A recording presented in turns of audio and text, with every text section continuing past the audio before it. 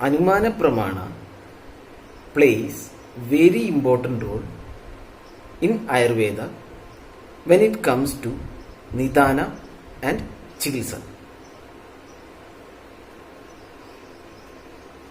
In Nidana, that means diagnosis, and in Chikitsa, that means in treatment, there are many things that are not perceivable with our indriyas, or that cannot be seen with the help of our sense organs. Such things are analyzed, or such things can be understood with the help of Anumana Pramana.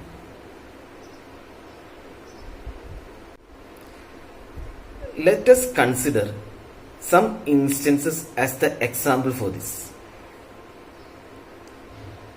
Vaidya cannot do Rasanendriya Pariksha,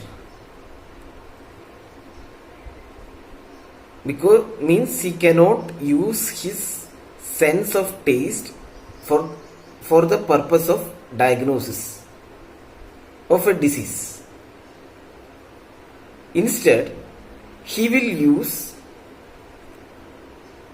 if he sees ants are coming to the urine of a patient, or ants are more getting attracted to the urine of the patient, then he, with the help of Anumana Pramana, he will infer that the patient is suffering from Madhumeha.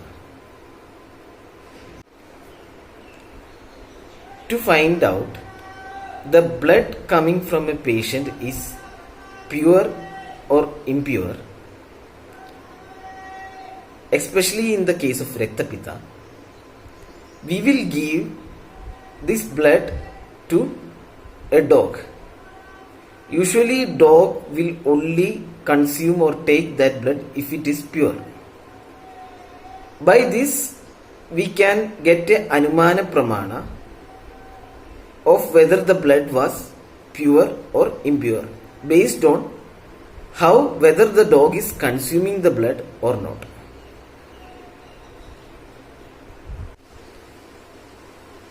We can assess the Agni Bala of the patient based on his digestive capacity.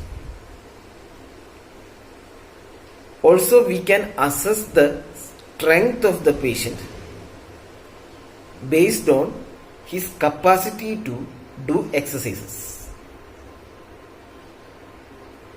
These are very vital these are some vital roles of Anumana Pramana in the aspect of diagnosis. By seeing deeds and interests of a person, we can infer about his mental status. Stability of mind can be inferred from his ability to avoidance of his mistakes.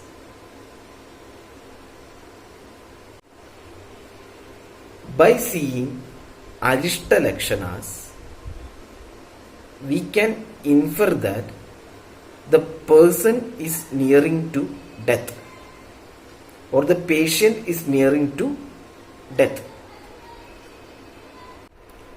Like this, Anumana Pramana helps in many aspects of diagnosis and treatment in Ayurveda.